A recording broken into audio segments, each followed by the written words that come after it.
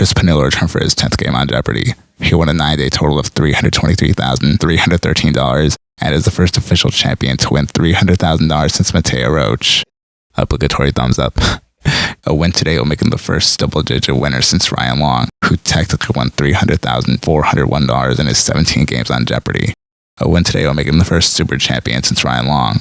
Ken Jennings' instruction was, yesterday brought another impressive win from our champion Cris Pannullo, who once again hit all 3 daily doubles in the game. In fact, if you're keeping score at home, Cris found 20 of the 27 daily doubles available during his run and has only missed the clue twice. That's a combination of luck and skill that have resulted in 7 of his 9 games ending in a runaway. Let's see if Zach and Andrew are up to the challenge of keeping Cris from double digits in his 10th win. No super champion status, Ken? Last season there were many games when it was a ladies' night. This time it's a guys' night, which I haven't seen in a while. I'm sure some young lady would point that out more enthusiastically than me. A few points about the preamble. First, Ken said if you're keeping score at home. Technically, he needs to tell you this if you're not keeping score at home. Second, Cris actually got 22 out of the 27 daily doubles, not 20. Maybe when rehearsing for the preamble, Ken meant to say he answered 20 daily doubles correctly and misspoke. On Luigi de Guzman's 3rd game, Ken said Mateo won $42,000 in her 17th game when it was her 18th game. No Jeopardy champion has won over $42,000 since no less than super champion Mateo Roach did it in her 17th win back in April.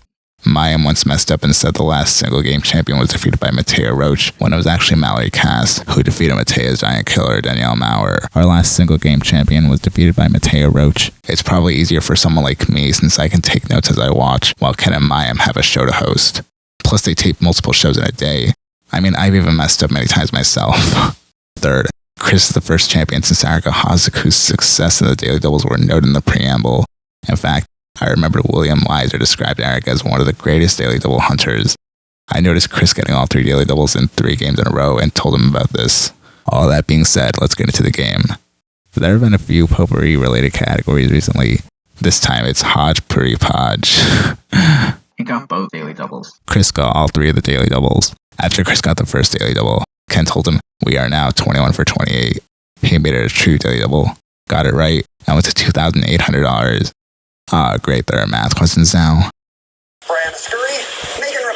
That's the same pronunciation when Ken corrected an answer, even though it was correct on Amy Schneider's 26th game. Bananas have a tiny amount of radioactivity due to this element, which can emit 0.01 millirems of radiation. And her answer to what's what's potassium? Ken told him, yes, you started to correct yourself before I ruled against you. Zach ended the first round winning $2,400. Andrew was in second place at $3,400, and Cris was in the lead at $8,600. Tudor times, it should be in my alley. The Cannes Film Festival, this glamorous coastal region. The answer was the French Riviera, which came up in the game Ryan Long lost, and was the background information of one of Mateo Roach's final Jeopardy rounds. And I mentioned both in the very beginning of this video. Strange since Cris is the first champion to win $300,000 since Mateo, and will be the first super champion since Ryan. Cris got the first daily double in Double Jeopardy for his $5,000. Unfortunately, answered wrong and went down to $6,000.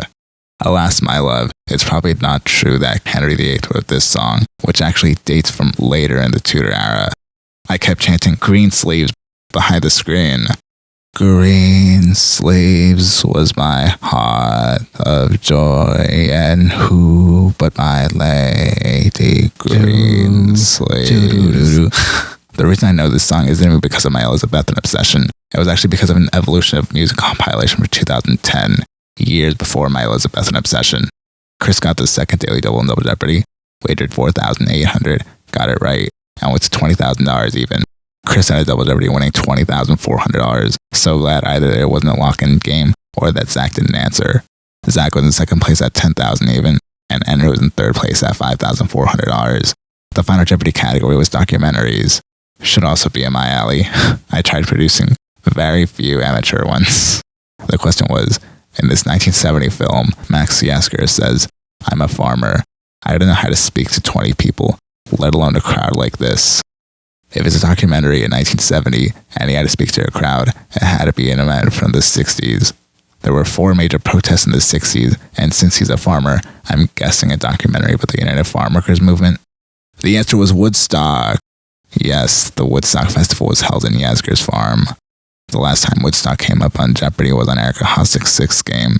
The same game Mime informed the audience that he got 13 out of the 15 daily doubles. The last time Woodstock came up on Final Jeopardy was on the game Danielle Maurer lost. I got that one right and it was by pure luck. Unfortunately, I didn't experience the same luck here. Zach and Chris answered correctly.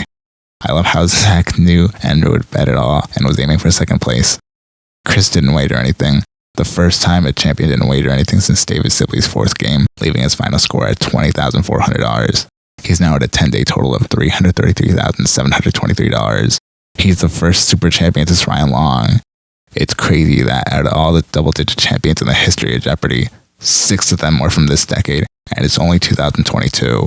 Let's see if Chris can end the week as an 11-day champion tomorrow and tie Arthur Chu and Jonathan Fisher. Wait, he actually did just that. The Jeopardy YouTube channel posted the evening of the 13th of October. One of the two ways you could tell is the first being Jeopardy uploaded the second chance tournament contenders. Just a few of them. I think it's like 9. The other way you could tell is they uploaded this. The highlights from the 13th. And what is that? It looks like another video. Chris gets into the zone. Winner's circle. Thumbnail. The thumbnail says 11 game champion, and they misspelled circle. Circ. Winner's circle. Yeah. Jeopardy spoiled it for us. I don't know why. It was probably an accident. They probably thought it was Friday, or I don't know. Yeah, someone probably mixed up the days. More likely one probably thought it was Friday or something. That's behind this, or that's in charge. I don't even know how that would happen. So I guess they mixed up the days. So I'm gonna refresh it just to see. Like, there were like 2 of the top comments said that it was spoiled. So. Oh, it's still up. I don't know. I expect it to be taken down. 340 views. That's about a little under half of how many. Why? I don't know. Definitely gonna mention this when I do my videos on Cris Pannullo, which I have started producing, by the way. I've done the voiceovers, and I've done the voiceovers, and I have the scripts for. I think I'm on game number 7 or 8 at this point, maybe 9, for the time codes. I have to like actually type the scripts. Yeah, so I don't know why, or I don't know how this could have happened. 11 game Jeopardy champion. Yeah, so oh, there's an ad. It's for Adobe Premiere. So, yeah, this is the video. Wow. So we already know the results since Jeopardy spoiled it for us. Yeah, 300. And it's the game before the second chance tournament, followed by the Tournament of Champions. Yeah, the only players who have scored more than Chris in their 11 games are Matt Amodio, Amy Schneider, and James Holtzauer. Amy Schneider. Well, let's see how exciting of a game it is tomorrow. And looks like he and Arthur Chu are tied. The comments did mention that it was spoiled, so yeah, that's all I wanted to mention for now. I don't even know if I'm gonna post this, and if I do, I don't know when I will. I'll just see you guys in the actual scripted videos that I produced. Maybe I'll add this. Yeah, I also uploaded that video saying just that Jeopardy uploaded it. Beginning of his 11th. And I didn't know if I wanted to post it on its own or in this video. I'll just do it in this video. Why not? The video was actually removed from the Jeopardy channel. Yeah, it says video unavailable. This video is private, so yeah. I mean, it's still kind of spoiled because it will show up in people's notifications if they're subscribed to the Jeopardy channel and have the bell on for the notifications. So yeah, see that it was made private and now it's not available on their site anymore, I guess. Or I mean, it's not available in the most recent. So Yeah, they realized their mistake. I don't know if it's because they got the replies saying that it was spoiled. Whatever the case, this is just a strange occurrence. Yeah. So I'll see an actual scripted video later. And as always, thank you for watching.